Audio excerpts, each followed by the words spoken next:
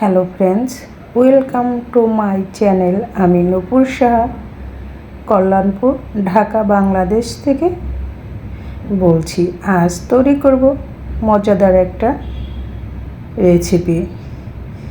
এখানে নিয়েছি চিকেন আর মুরগির, এখানে নিয়েছি চিকেন আর কলিজা এবং ছোট ছোট পিস করে কেটে নিয়েছি। আর দিয়ে দিলাম এখানে 2 পিস লেবুর রস। আজ কি তৈরি করতেছি সেটা থাম্বনেল দেখেই বুঝে গিয়েছো, তবে কিভাবে তৈরি করি সেটাই দেখতে থাকো। দিয়ে দিলাম আদা, রসুন ও জিরা বাটা একসাথে, আর দিয়ে দিলাম স্বাদ মতো লবণ। একে একে আমি সব উপকরণই দিয়ে দিব।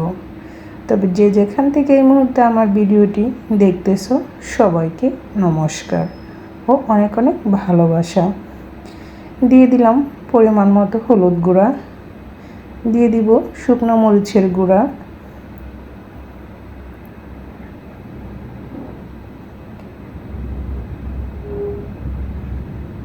আর দিয়ে দিব এখানে ধনিয়া গুঁড়া। আজ ঘরে থাকা উপকরণ দিয়ে তৈরি করে নেব এই চিকেন তন্দুরি। দিয়ে দিচ্ছি এখানে সরিষার তেল। তবে এই চিকেন তন্দুরিটা তৈরি করতে সর্ষের তেলটা দিলেই সবচেয়ে বেশি টেস্ট হয়। আর দিয়ে দিলাম সয়া সস 1 টেবিল চামচ, কারণ সয়া সসে লবণের পরিমাণ একটু বেশি থাকে, তাই তো পরিমাপ মতোই দিতে হবে। দিয়ে দিচ্ছি টমেটো সস 1 টেবিল চামচ।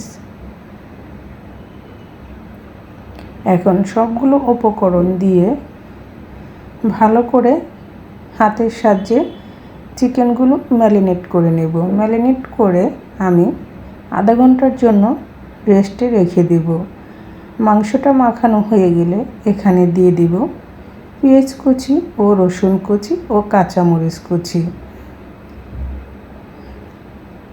এখন সবগুলো উপকরণ আবার হাতের সাহায্যে ভালো করে মেখে নেব।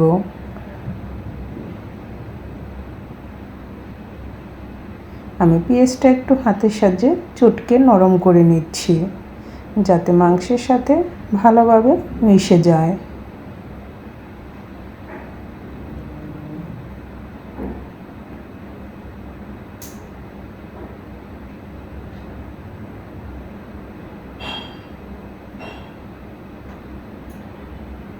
এভাবে ভালো করে মেখে নিতে হবে।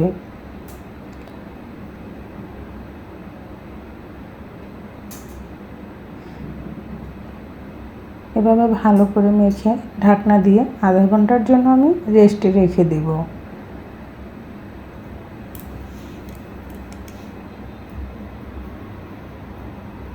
ঘরে থাকা অল্প উপকরণ দিয়েই মজাদার চিকেন তন্দুরি আজ ঘরে বসেই করে নিলাম। তোমরাও চাইলে আমার মতো করে নিতে পারো। এই চিকেন তন্দুরি রুটি, লুচি, পরোটা, নান রুটির সাথে খুব মজা করে খাওয়া যাবে। আর সবার শেষে দিয়ে দিলাম 1/2 টেবিল চামচ চিনি। যারা চিনিটা পছন্দ করো না তারা এটা স্কিপ করে যেতে পারো, তবে চিনিটা একটু দিলে এর স্বাদটাকে ব্যালেন্স করবে।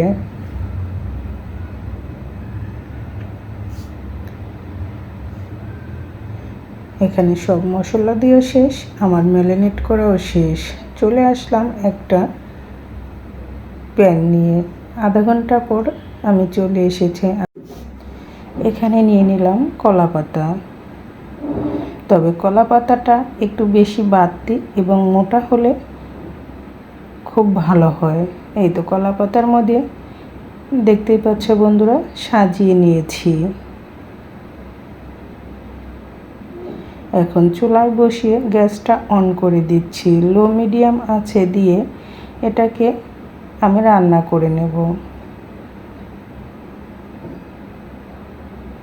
একটু ঢাকনা দিয়ে ঢেকে আমি 5 মিনিটের মতো রান্না করে নিয়েছি। তারপরে ঢাকনাটা খুলে নিয়েছি।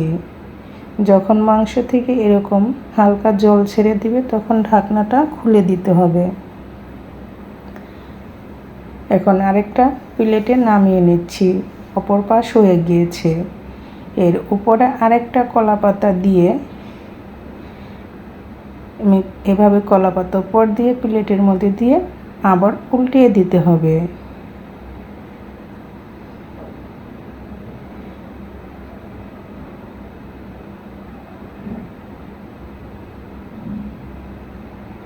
দেখতেই পাচ্ছ বন্ধুরা, কত সহজে তাড়াতাড়ি হয়ে গেল মজাদার চিকেন তন্দুরি। এই যে আমি কলাপাতাটা সরিয়ে নিচ্ছি।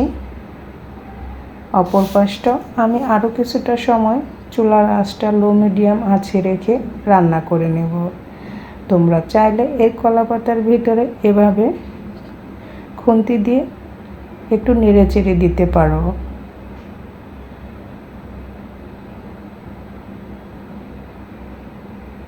কেমন হলো চিকেন তন্দুরি বন্ধুরা? দেখে তো মনে হচ্ছে খুবই সুস্বাদু হয়েছিল, তাই না? সত্যি দারুণ মজা হয়েছিল। এই প্রথম আমি কলাপাতার চিকেন তন্দুরি তৈরি করলাম। আমার ছোট দুই মামনি তো তাদের খুবই পছন্দ হয়েছে। তারা বলেছে, মা রেস্টুরেন্টের চেয়েও বেশি মজা হয়েছে। তাই তো তোমরা তোমাদের বেবিদের জন্য এভাবে করে দিতে পারো। দেখবে ছোট থেকে বড় সবাই চেটেপুটে খাবে আর খেয়ে তোমার রান্নার প্রশংসা করবে।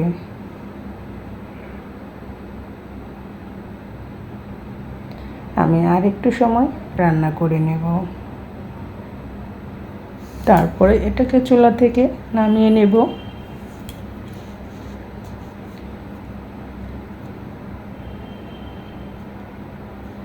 চিকেন তন্দুরিটা তৈরি করা খুবই সহজ। চাইলে আমার মতো যদি তোমাদের ভালো লাগে এভাবে ট্রাই করতে পারো। এই তো দেখতে পাচ্ছ বন্ধুরা, এটা হয়ে গিয়েছে। এখন চুলা থেকে নামিয়ে নেব। কেমন হলো আজ চিকেন তন্দুরিটা তৈরি করা? অবশ্যই তোমরা কমেন্টস করে জানাবে। আর ভালো লাগলে লাইক কমেন্ট শেয়ার করে পাশে থাকবে।